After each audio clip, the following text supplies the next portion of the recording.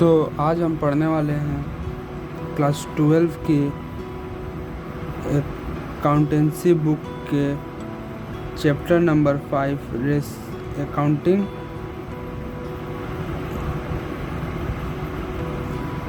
Ratio की। तो आइए देखते हैं रेशियो एनालिसिस क्या होता है। Ratio analysis of financial statement is a study of relationship among various financial factors in a business as disclosed by a single set of statement and a study of trends of these factors as shown in a series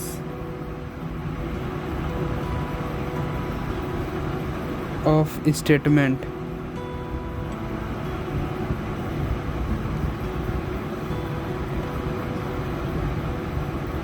आइए कुछ functional classification ratios देखते हैं। Functional classification of ratio. Number 1, liquidity ratio.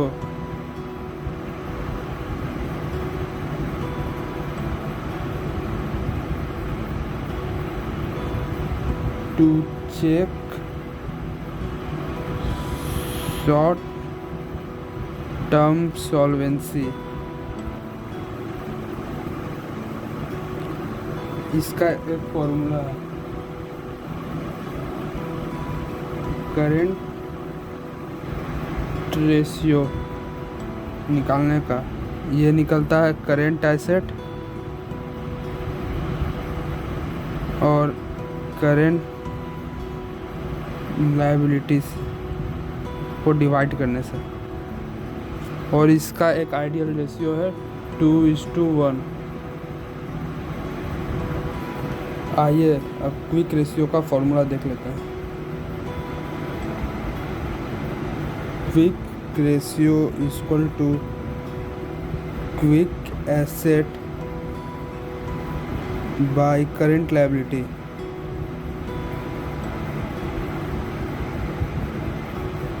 इसका भी एक ideal ratio है 1:1। देखिए quick asset कैसे निकलता है। क्विक एसेट निकालने के लिए हमको current asset minus inventory minus prepaid expense minus advance tax. अगर ये फॉर्मूला से हम क्विक एसेट निकालना चाहेंगे तो क्विक एसेट ऐसे ही निकलेगा। आइए अब करेंट एसेट निकालना सीखते हैं। Current asset equal to cash in hand plus cash at bank plus inventories plus BR plus debtors plus short term investment plus short term loan and advancement plus prepaid expense plus accrued income. इस फॉर्मूले से हम निकाल सकते हैं current asset. ये देख लीजिए formula. Cash in hand, cash at bank, inventories, bank receivable, debtors, short term investment, short term loan and advancement, prepaid expense plus accrued income. आइए अब देखते हैं करंट लायबिलिटी निकालने का formula.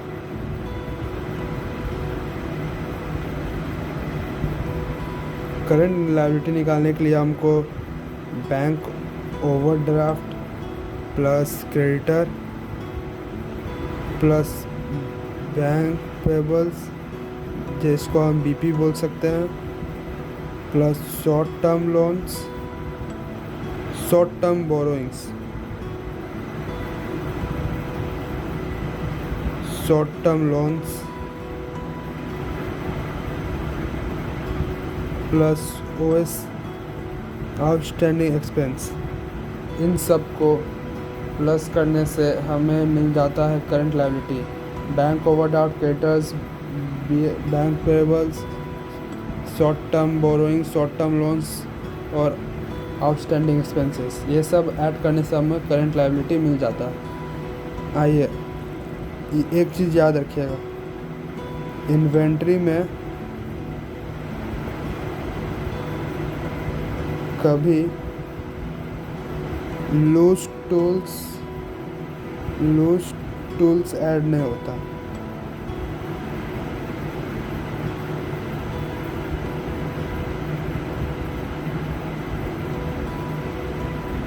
Inventory does not include loose tools and spheres.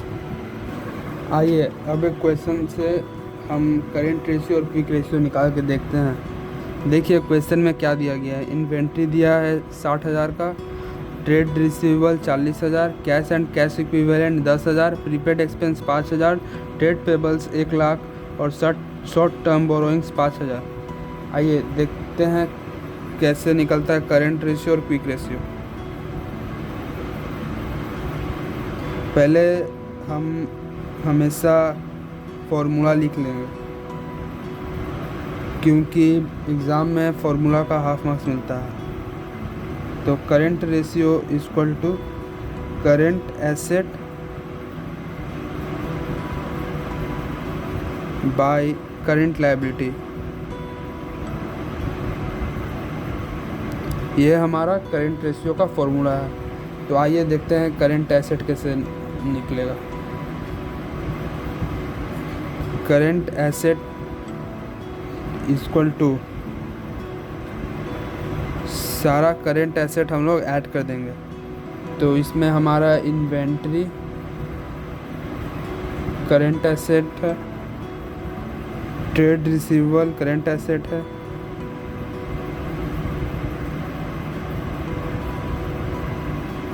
Plus हमारा cash and cash equivalent current asset है,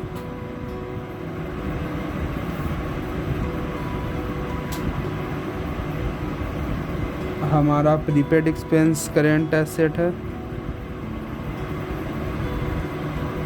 ये सब हमारे करेंट एसेट है। इन सभी को ऐड करके हम करेंट एसेट निकाल सकते हैं।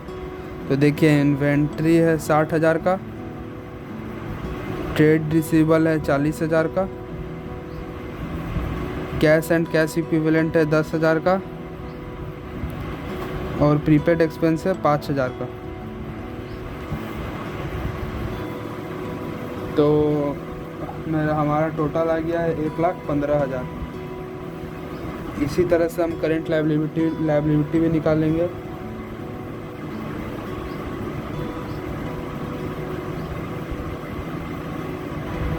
करेंट लायबिलिटी निकालने के लिए हमें कुछ करेंट लायबिलिटीज़ देखने पड़ेंगे, जैसे हमारा ट्रेड ट्रेड पेबल एक करेंट लायबिलिटी है और हमारा शॉर्ट टर्म बोरोइंग एक करेंट लायबिलिटी है।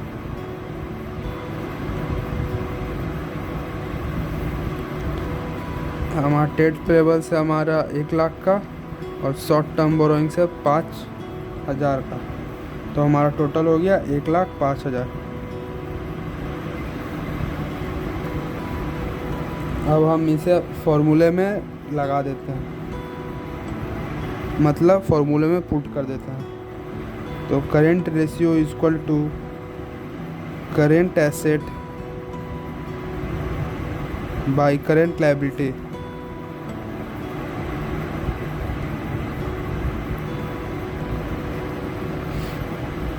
तो हमारा करेंट एसेट आया था 1,15,000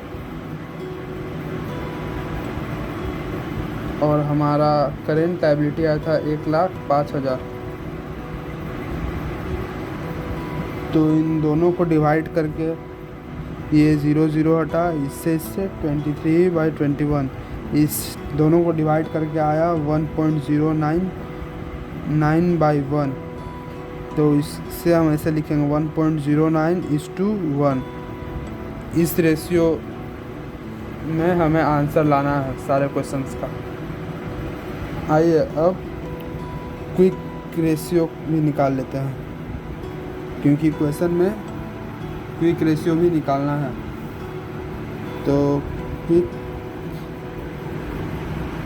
रेशियो निकालने का फॉर्मूला होता है quick asset by current liability. Current liability को मैंने इधर CL से लिखा है, आप इसे कभी शॉर्ट फॉर्म में नहीं लिखिएगा। मैं आपके लिए एक बार करेंट लायबिलिटी लिख देता हूँ। तो क्विक एसेट निकालने का फॉर्मूला है quick asset equal to current asset minus inventory minus prepaid expense. तो हमारा करेंट एसेट कितना का था? ये हमारा करेंट एसेट था 1,15,000 का। आप देख सकते हैं करेंट एसेट 1,15,000 का, तो इधर मैं 1,15,000 लिख दूंगा। इन्वेंट्री हमारा कितना का था? इन्वेंट्री हमारा था 60,000 का, तो इधर मैं 60,000 माइनस में लिख दूंगा। हमारा प्रीपेड एक्सपेंस कितना का था? हमारा प्रीपेड एक्सपेंस था 5,000 का, तो मैं माइनस में 5,000 लिख दूंगा।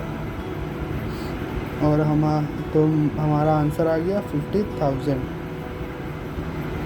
और करेंट लायबिलिटी तो हमारा 1,05,000 आ गया था। आप देख सकते हैं हमने करेंट लायबिलिटी इधर निकाला था, ट्रेड पेबल्स और शॉर्ट टर्म बोरोइंग को ऐड करके हमारा 1,05,000 आ गया था। आइए अब इसे फॉर्मूले में पुट कर देते हैं। तो क्विक रेशियो का फॉर्मूला था quick asset by current liability. तो क्विक एसेट हमारा आया था 50,000 और करेंट लायबिलिटी था हमारा 1,05,000। तो इससे डिवाइड करने पे हमें मिला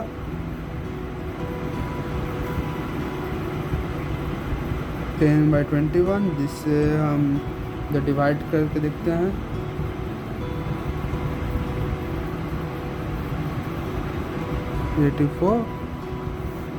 तो इसमें हमारा आंसर आया 0.48/1, जिसे हम रेशियो के फॉर्म में लिख देते हैं 0.48:1। ये 47 इधर आया, बट 48 लिख रहे हैं अप्रोक्स में। एक और क्वेश्चन से हम इसे समझ लेते हैं और ये लास्ट क्वेश्चन रहेगा हमारा। देखिए इस क्वेश्चन में क्या दिया। इस क्वेश्चन में इन्वेंट्री दिया है 1,12,000 का, जिसमें लूज टूल्स इंक्लूड है 12,000। तो हम इन्वेंट्री इधर निकाल लेंगे। 1,12,000 में से 12,000 माइनस कर देंगे तो हमारा इन्वेंट्री आ जाएगा 1,00,000 का।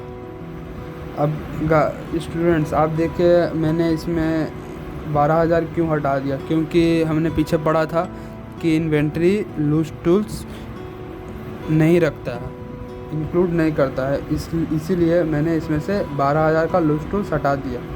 और अब देखिए, एडवांस टैक्स हमारे पास 8,000 है, क्रेडिटर 40,000 है, bank OD 30,000, BP 20,000, BR 80, BR ये 50,000 स्टूडेंट्स, और debtors 80,000, short term loans 120, cash in hand 20, prepaid expense 5,000 और आउटस्टैंडिंग एक्सपेंस 15,000। और अब हमें निकालना है करेंट रेशियो और क्विक रेशियो। तो इधर हम पहले सॉल्यूशन लिख लेंगे, फिर इधर हम पहले लिखेंगे फॉर्मूला। तो करेंट रेशियो का फॉर्मूला है current asset by current liability.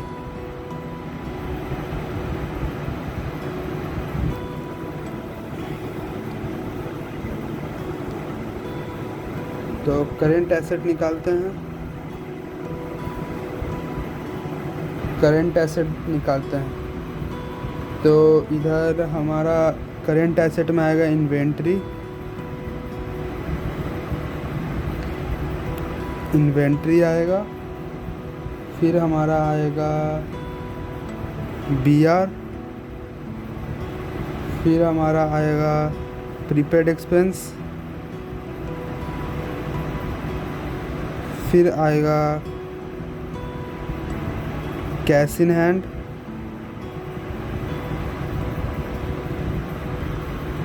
फिर हमारा आएगा एडवांस टैक्स,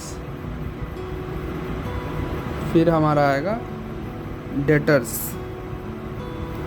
तो इन्वेंट्री है हमारा 1,00,000 का, आप देख सकते हैं। तो 1,00,000 का इन्वेंट्री, बीआर है हमारा 50,000 का, प्रीपेड एक्सपेंस है हमारा 5,000 का, कैश इन हैंड है हमारा 20,000 और एडवांस टैक्स है हमारा 8,000 और डेटर है हमारा 80,000 का। तो इस सब को ऐड करके हमारा आ रहा है 263,000, 2,63,000। अब हम निकालेंगे करंट लायबिलिटी।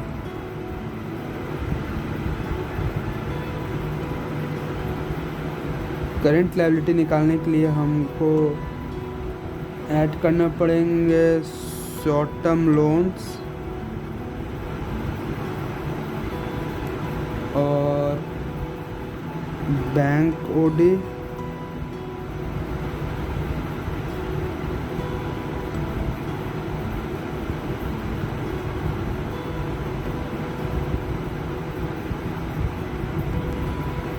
क्रेडिटर्स, और हमें ऐड करने पड़ेंगे आउटस्टैंडिंग एक्सपेंस। तो हमारा हो जाएगा 1,20,000 का, 1,20,000 का short term loan, bank OD हो जाएगा 30,000 का, क्रेडिटर हो जाएगा 40,000 और 15,000 का आपका हो जाएगा आउटस्टैंडिंग एक्सपेंस। और एक और चीज़ हम ऐड करने इधर भूल गए, बीपी। तो बीपी हमारा हो जाएगा 20,000 का। तो हमारा टोटल आ जाएगा 2,25,000।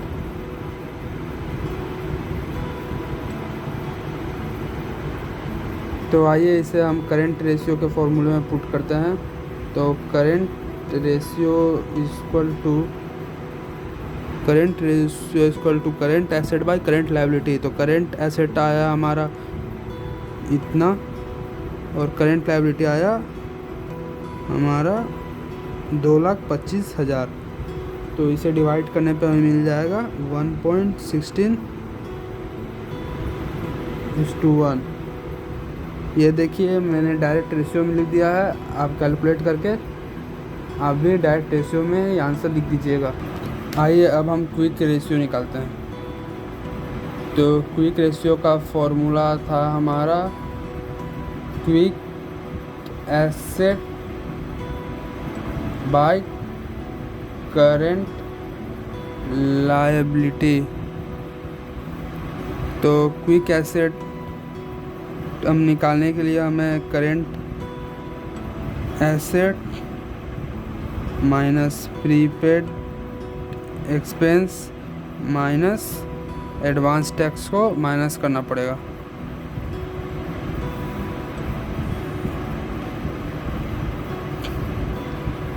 और डिवाइड करना पड़ेगा करेंट लायबिलिटी से, तब जाके हमारा क्विक रेशियो निकलेगा।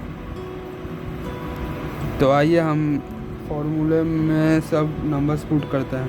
तो करेंट एसेट था हमारा 2,63,000 का, इसमें माइनस करेंगे प्रीपेड एक्सपेंस 1,00,000 का, माइनस करेंगे 5,000 और माइनस करेंगे 8,000। ये 1,00,000 हमारा इन्वेंट्री है, हम इन्वेंट्री भी इसमें माइनस करना पड़ेगा। और हम करेंट लायबिलिटी में लिखेंगे, करेंट लायबिलिटी हमारे पास था 2,25,000। तो ये सब को माइनस करने के बाद ऊपर बचा हमारा 1,50,000 और नीचे आया हमारा 2,25,000। तो इन दोनों को डिवाइड करने के बाद हमारा आंसर आया 0.67:1। ये हमारा आंसर है, ये हमारा क्विक रेशियो है। आई होप आप सभी को समझ में आया होगा। ऐसे ही मुझे सपोर्ट करते रहें।